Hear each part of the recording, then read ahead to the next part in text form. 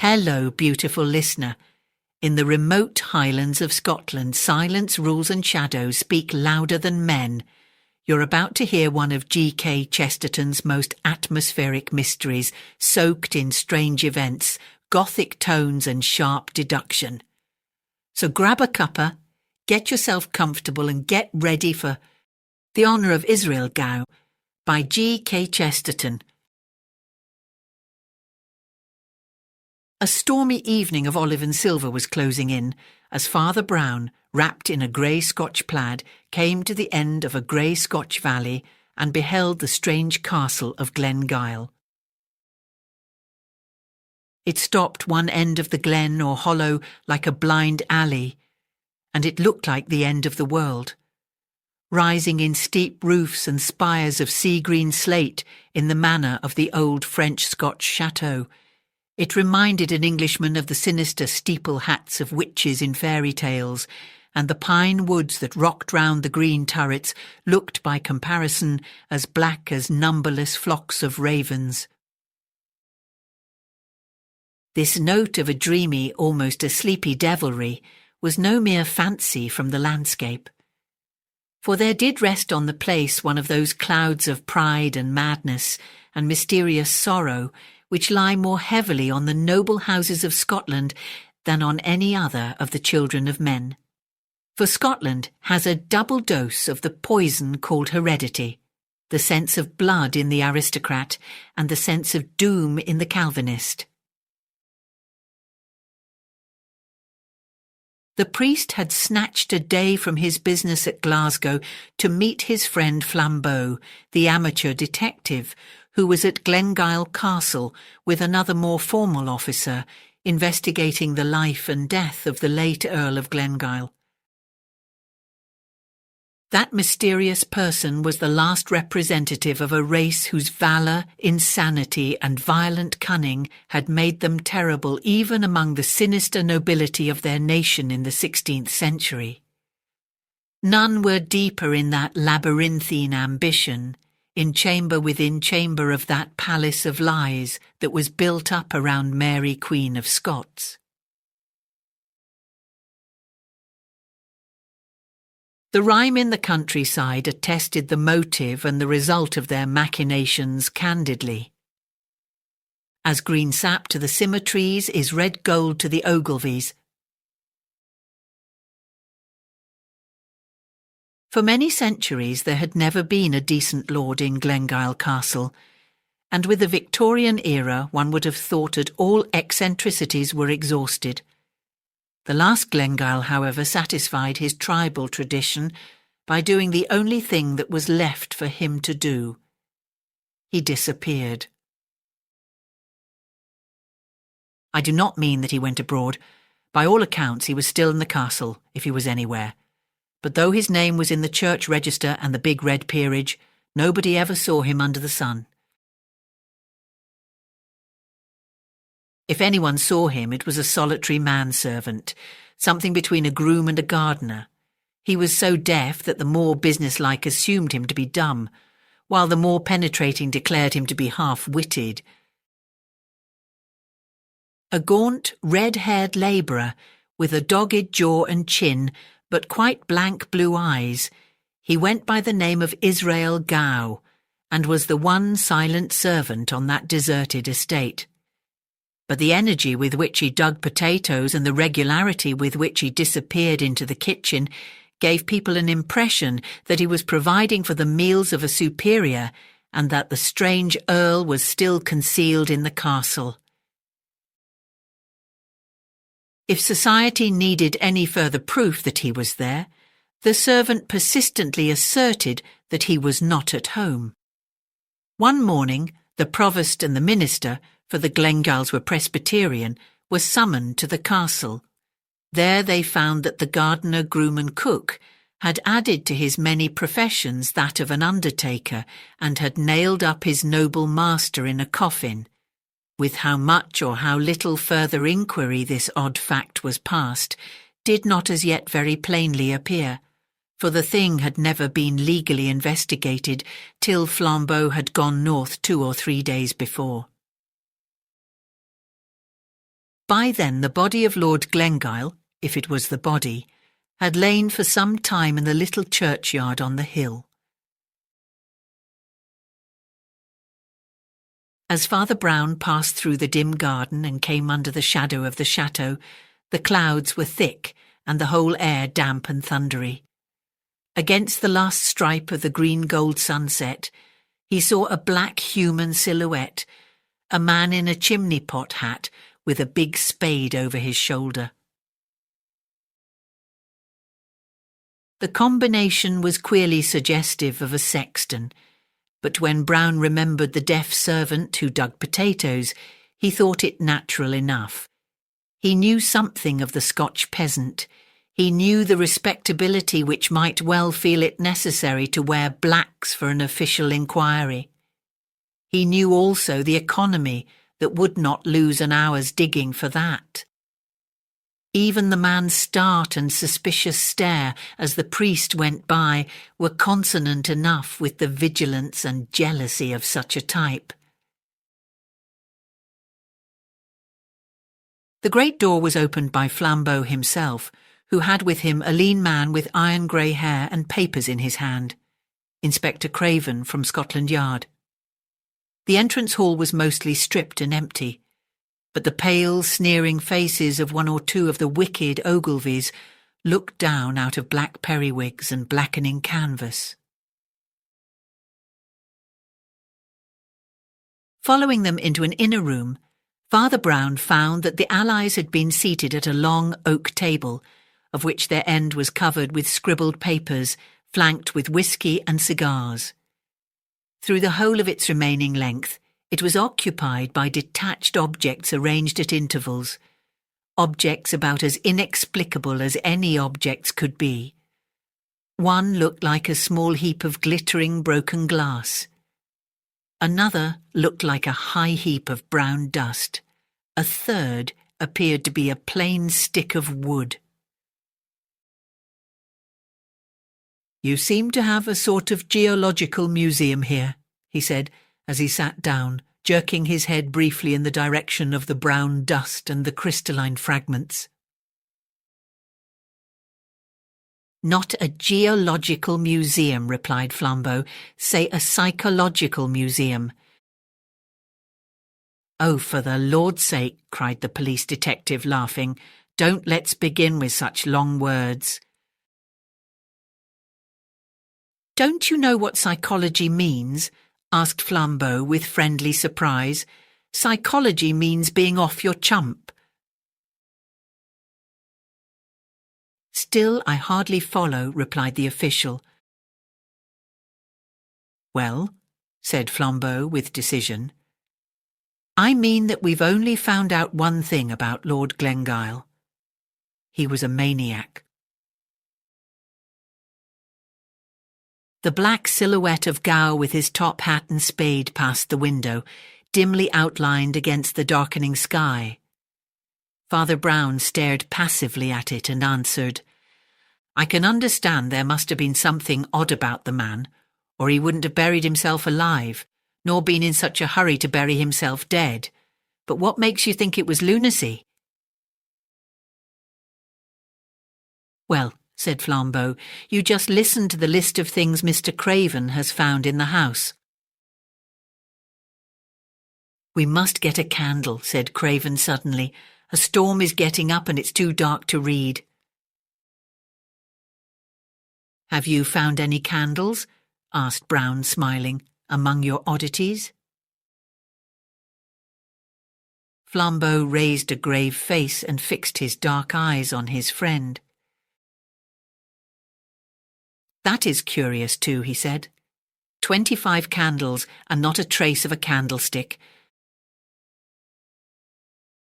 In the rapidly darkening room and rapidly rising wind, Brown went along the table to where a bundle of wax candles lay among the other scrappy exhibits.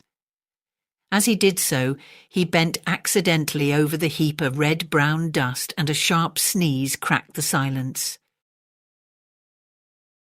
"Hullo," he said, "snuff!" He took one of the candles, lit it carefully, came back and stuck it in the neck of the whisky bottle. The unrestful night air, blowing through the crazy window, waved the long flame like a banner. And on every side of the castle they could hear the miles and miles of black pine wood seething like a black sea around a rock. "I will read the inventory," began Craven gravely, picking up one of the papers. "The inventory of what we found loose and unexplained in the castle. You are to understand that the place generally was dismantled and neglected, but 1 or 2 rooms had plainly been inhabited in a simple but not squalid style by somebody who was not the servant Gow. The list is as follows. First item, a very considerable hoard of precious stones, nearly all diamonds and all of them loose, without any setting whatever. Of course it is natural that the Ogilvies should have family jewels, but those are exactly the jewels that almost always set in particular articles of ornament. The Ogilvies would seem to have kept theirs loose in their pockets, like coppers. Second item, heaps and heaps of loose snuff not kept in a horn or even a pouch, but lying in heaps on the mantelpieces, on the sideboard, on the piano, anywhere. It looks as if the old gentleman would not take the trouble to look in a pocket or lift a lid. Third item, here and there about the house curious little heaps of minute pieces of metal, some like steel springs, and some in the form of microscopic wheels, as if they had gutted some mechanical toy. Fourth item, the wax candles, which have to be stuck in bottle necks because there is nothing else to stick them in. Now I wish you to note how very much queerer all this is than anything we anticipated. For the central riddle we are prepared. We have all seen at a glance that there was something wrong about the last Earl. We have come here to find out whether he really lived here, whether he really died here, whether that red-haired scarecrow who did his burying had anything to do with his dying. But suppose the worst in all this, the most lurid or melodramatic solution you like. Suppose the servant really killed the master, or suppose the master isn't really dead, or suppose the master is dressed up as the servant, or suppose the servant is buried for the master. Invent what Wilkie Collins tragedy you like, and you still have not explained a candle without a candlestick, or why an elderly gentleman of good family should habitually spill snuff on the piano. The core of the tale we could imagine. It is the fringes that are mysterious. By no stretch of fancy can the human mind connect together snuff and diamonds and wax and loose clockwork. "I think I see the connection," said the priest. "This Glengiel was mad against the French Revolution. He was an enthusiast for the Ancien Regime and was trying to reenact literally the family life of the last Bourbons. He had snuff because it was the 18th century luxury, wax candles because they were the 18th century lighting. The mechanical bits of iron represent the locksmith hobby of Louis XVI. The diamonds are for the diamond necklace of Marie Antoinette." Both the other men were staring at him with round eyes. "What a perfectly extraordinary notion!" cried Flambeau. "Do you really think that is the truth?" "I am perfectly sure it isn't," answered Father Brown. "Only you said that nobody could connect snuff and diamonds and clockwork and candles. I give you that connection offhand. The real truth, I am very sure, lies deeper." He paused a moment and listened to the wailing of the wind in the turrets. Then he said, "The late Earl of Glengyle was a thief. He lived a second and darker life as a desperate housebreaker. He did not have any candlesticks because he only used these candles cut short in the little lantern he carried. The snuff he employed as the fiercest French criminals have used pepper, to fling it suddenly in dense masses in the face of a captor or pursuer, but the final proof is in the curious coincidence of the diamonds and the small steel wheels. Surely that makes everything plain to you. Diamonds and small steel wheels are the only two instruments with which you can cut out a pane of glass. The bough of a broken pine tree lashed heavily in the blast against the window pane behind them, as if in parody of a burglar, but they did not turn round. Their eyes were fastened on Father Brown. "Diamonds and small wheels," repeated Craven, ruminating. "Is that all that makes you think it the true explanation?" "I don't think it the true explanation," replied the priest placidly. "But you said that nobody could connect the four things. The true tale, of course, is something much more humdrum. Glengyle had found, or thought he had found, precious stones on his estate. Somebody had bamboozled him with those loose brilliants, saying they were found in the castle caverns. The little wheels are some diamond-cutting affair. He had to do the thing very roughly and in a small way, with the help of a few shepherds or rude fellows on these hills. Snuff is the one great luxury of such Scotch shepherds. It's the one thing with which you can bribe them. They didn't have candlesticks because they didn't want them. They held the candles in their hands when they explored the caves." "Is that all?" asked Flambeau after a long pause. "Have we got to the dull truth at last?" "Oh no," said Father Brown. As the wind died in the most distant pine woods with a long hoot as of mockery, Father Brown, with an utterly impassive face, went on,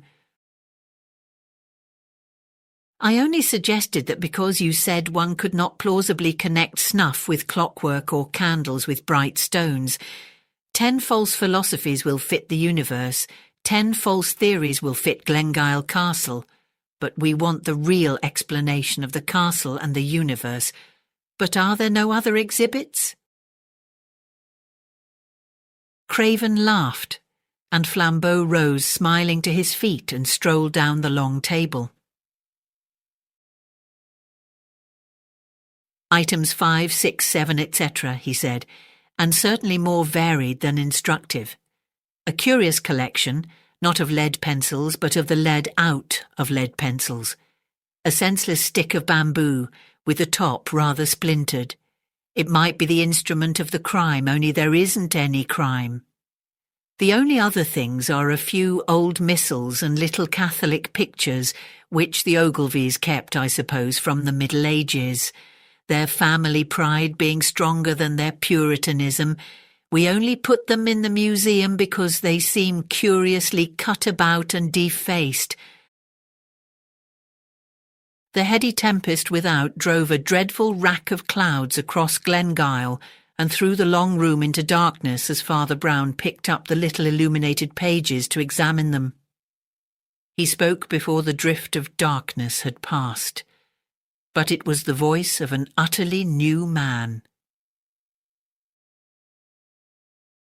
"Mr. Craven," said he, talking like a man 10 years younger, "you have got a legal warrant, haven't you, to go up and examine that grave? The sooner we do it the better, and get to the bottom of this horrible affair. If I were you, I should start now." "Now?" repeated the astonished detective. "And why now?" "Because this is serious," answered Brown.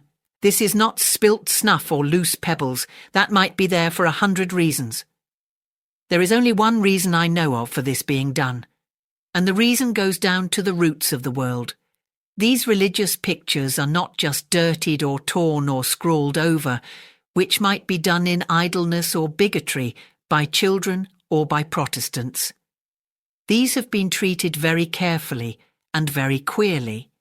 In every place where the great ornamented name of God comes in the old illuminations, it has been elaborately taken out. The only other thing that has been removed is the halo round the head of the child Jesus. Therefore, I say, let us get our warrant and our spade and our hatchet, and go up and break open that coffin."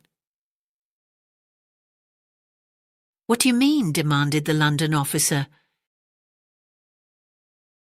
"I mean," answered the little priest, and his voice seemed to rise slightly in the roar of the gale, "I mean that the great devil of the universe may be sitting on the top tower of this castle at this moment, as big as 100 elephants and roaring like the apocalypse. There is black magic somewhere at the bottom of this." "Black magic," repeated Flambeau in a low voice, for he was too enlightened a man not to know of such things. "But what can these other things mean?" "Oh, something damnable, I suppose," replied Brown impatiently. "How should I know? How can I guess all their mazes down below? Perhaps you can make a torture out of snuff and bamboo. Perhaps lunatics lust after wax and steel filings. Perhaps there is a maddening drug made of lead pencils. Our shortest cut to the mystery is up the hill to the grave." His comrades hardly knew that they had obeyed and followed him till a blast of the night wind nearly flung them on their faces in the garden. Nevertheless, they had obeyed him like automata, for Craven found a hatchet in his hand and the warrant in his pocket. Flambeau was carrying the heavy spade of the strange gardener. Father Brown was carrying the little gilt book from which had been torn the name of God. The path up the hill to the churchyard was crooked but short. Only under that stress of wind it seemed laborious and long. Far as the eye could see, farther and farther as they mounted the slope, were seas beyond seas of pines, now all aslope one way under the wind, and that universal gesture seemed as vain as it was vast, as vain as if that wind were whistling about some unpeopled and purposeless planet. Through all that infinite growth of grey-blue forests sang, shrill and high, that ancient sorrow that is in the heart of all heathen things. One could fancy that the voices from the underworld of unfathomable foliage were cries of the lost and wandering pagan gods, gods who had gone roaming in that irrational forest, and who will never find their way back to heaven. "You see," said Father Brown in low but easy tone, "Scotch people before Scotland existed were a curious lot. In fact, they're a curious lot still. But in the prehistoric times I fancy they really worshipped demons. That," he added genially, "is why they jumped at the Puritan theology." "My friend," said Flambeau, turning in a kind of fury, "what does all that snuff mean?" "My friend," replied Brown with equal seriousness, "there is one mark of all genuine religions, materialism. Now, devil worship is a perfectly genuine religion." They had come up on the grassy scalp of the hill, one of the few bald spots that stood clear of the crashing and roaring pine forest. A mean enclosure, partly timber and partly wire, rattled in the tempest to tell them the border of the graveyard, but by the time Inspector Craven had come to the corner of the grave, and Flambeau had planted his spade point downwards and leaned on it, they were both almost as shaken as the shaky wood and wire. At the foot of the grave grew great tall thistles, grey and silver in their decay.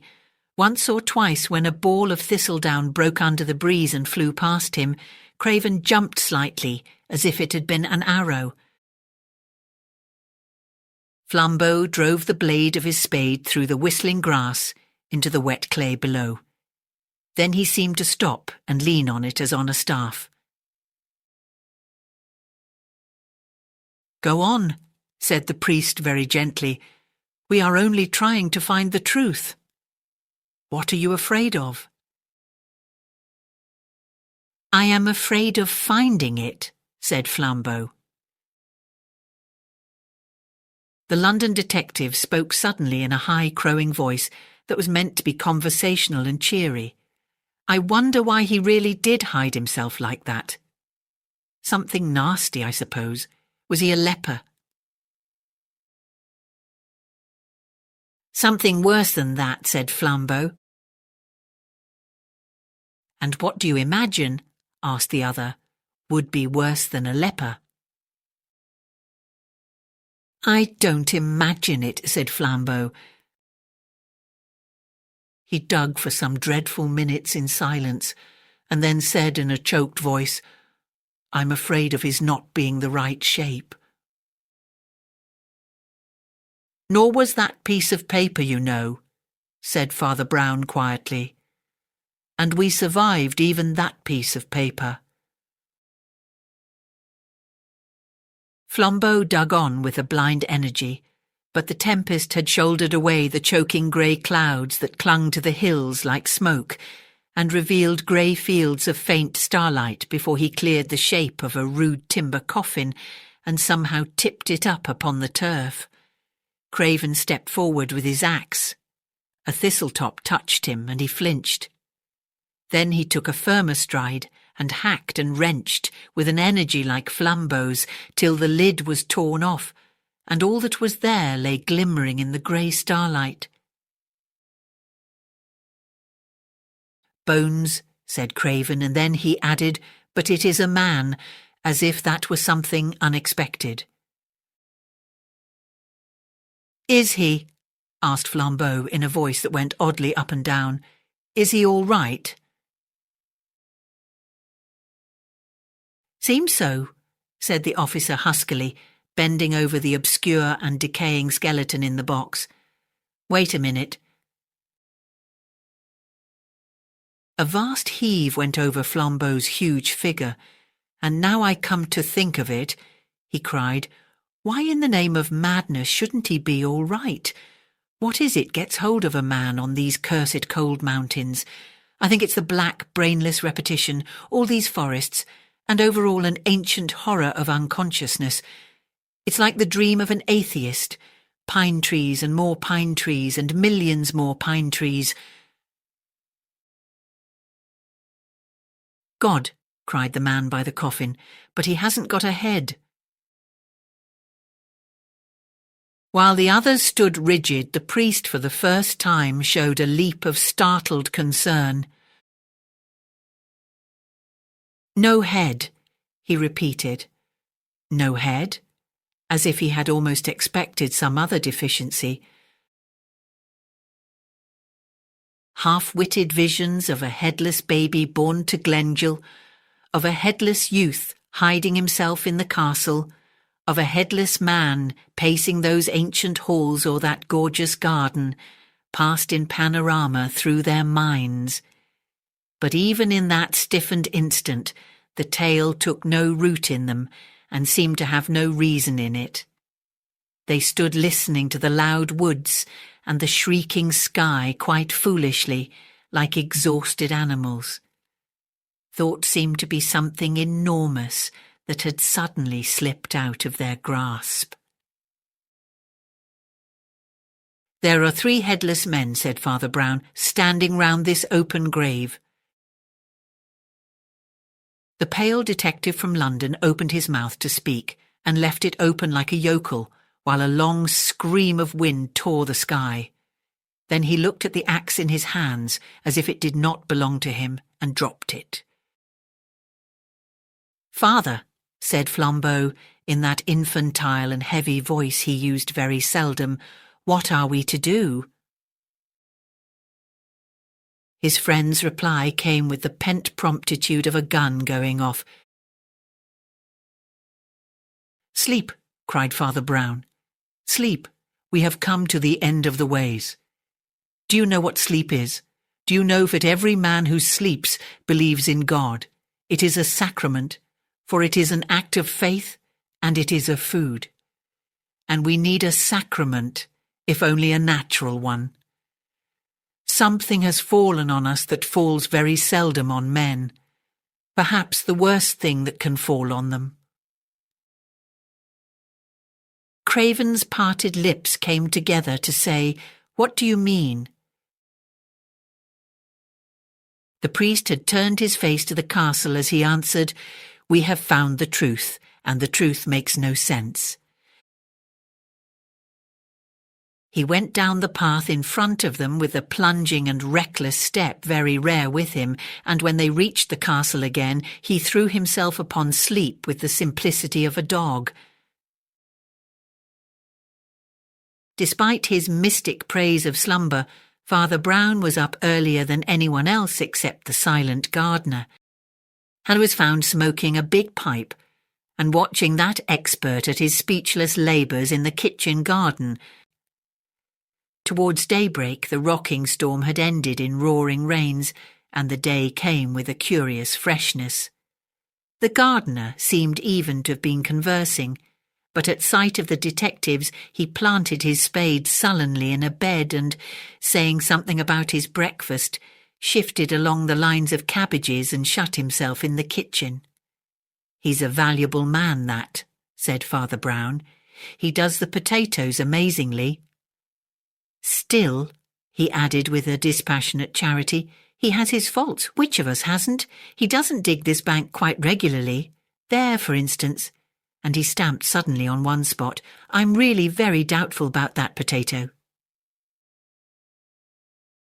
"And why?" asked Craven, amused with the little man's hobby. "I'm doubtful about it," said the other, "because old Gow was doubtful about it himself.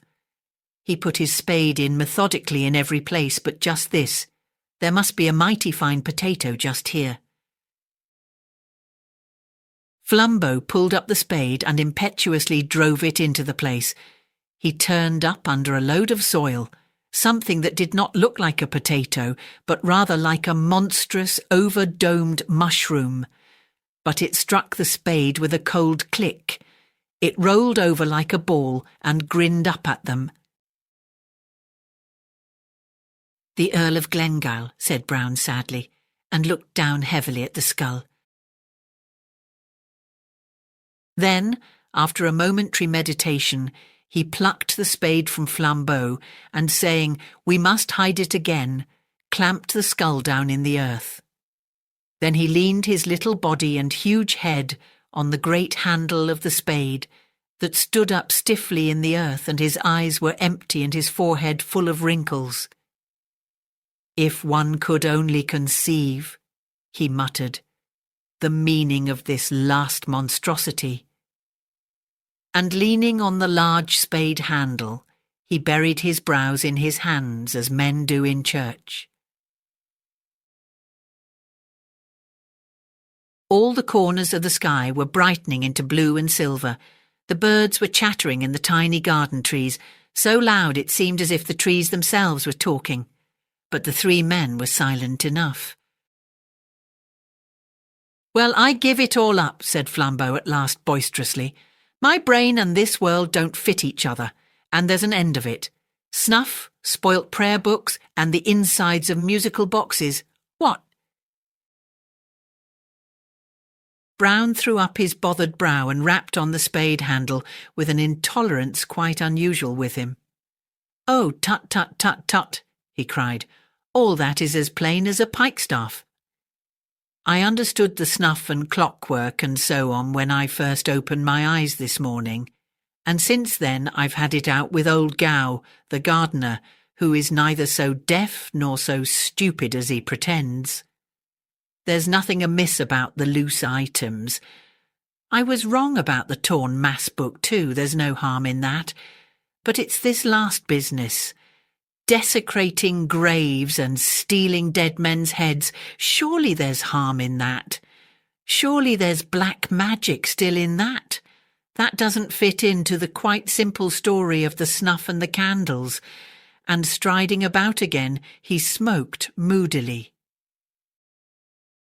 "My friend," said Flambeau with a grim humour, "you must be careful with me and remember I was once a criminal. The great advantage of that estate was that I always made up the story myself, and acted it as quick as I chose. This detective business of waiting about is too much for my French impatience. All my life, for good or evil, I have done things at the instant. I always fought duels the next morning. I always paid bills on the nail. I never even put off a visit to the dentist. Father Brown's pipe fell out of his mouth and broke into 3 pieces on the gravel path. He stood rolling his eyes, the exact picture of an idiot. "Lord, what a turnip I am," he kept saying. "Lord, what a turnip." Then, in a somewhat groggy kind of way, he began to laugh. "The dentist," he repeated, 6 hours in the spiritual abyss, and all because I never thought of the dentist.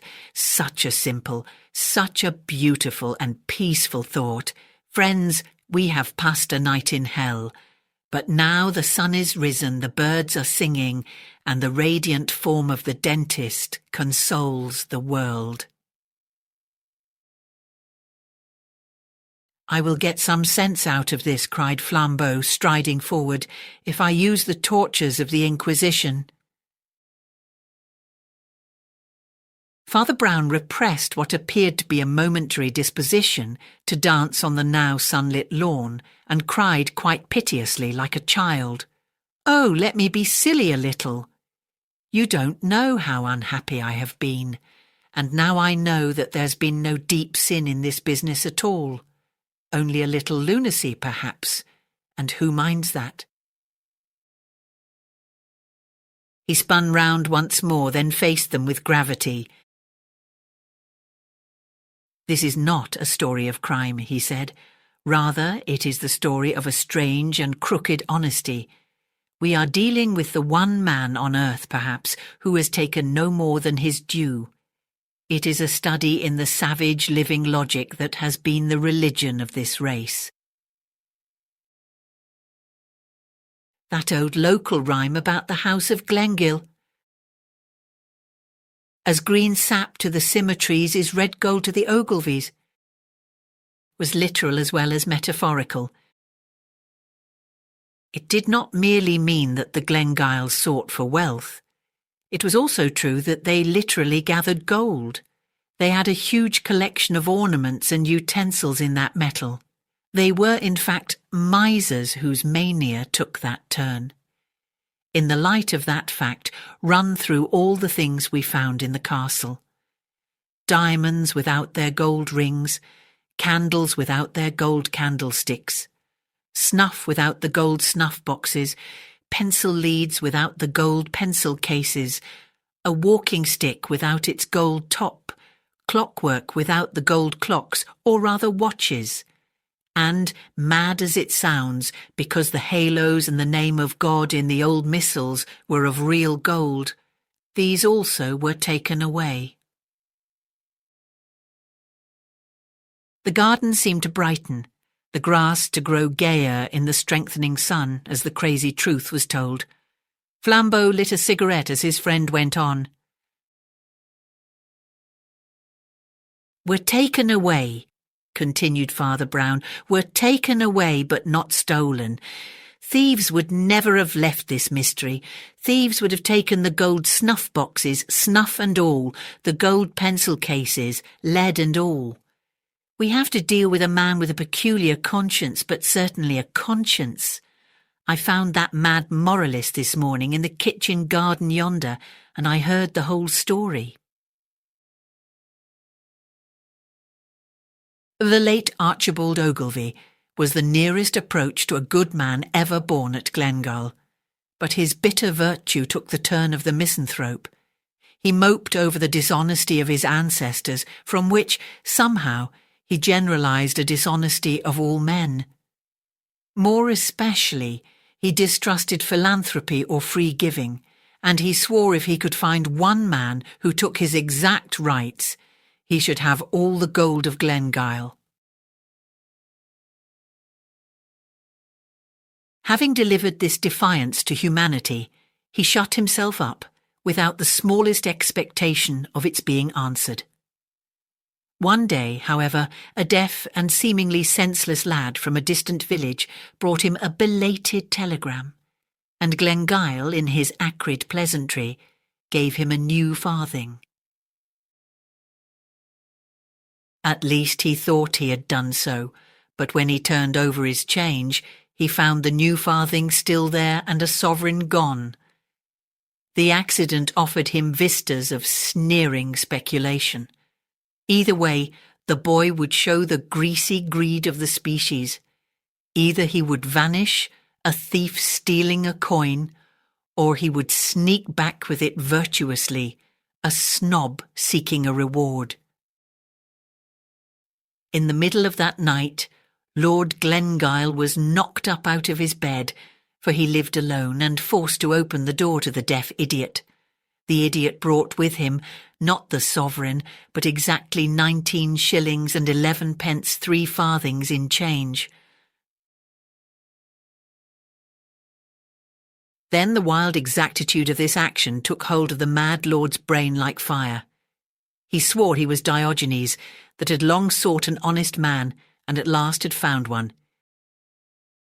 He made a new will, which I have seen. He took the literal youth into his huge neglected house and trained him up as his solitary servant, and after an odd manner, his heir. And whatever that queer creature understands, he understood absolutely his lord's 2 fixed ideas.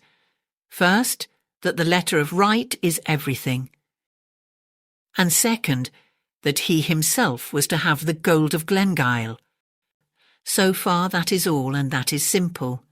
He has stripped the house of gold, and taken not a grain that was not gold, not so much as a grain of snuff. He lifted the gold leaf off an old illumination, fully satisfied that he left the rest unspoilt. All that I understood, but I could not understand this skull business. I was really uneasy about that human head buried among the potatoes. It distressed me, till Flambeau said the word. "It will be all right. He will put the skull back in the grave when he has taken the gold out of the tooth." And indeed, when Flambeau crossed the hill that morning, he saw that strange being, the just miser, digging at the desecrated grave, the plaid round his throat thrashing out in the mountain wind, the sober top hat on his head. Thank you for listening. I hope you enjoyed this short mystery, and if you did, please click the like and subscribe buttons to help share this story with others. And come back soon for another terrific tale.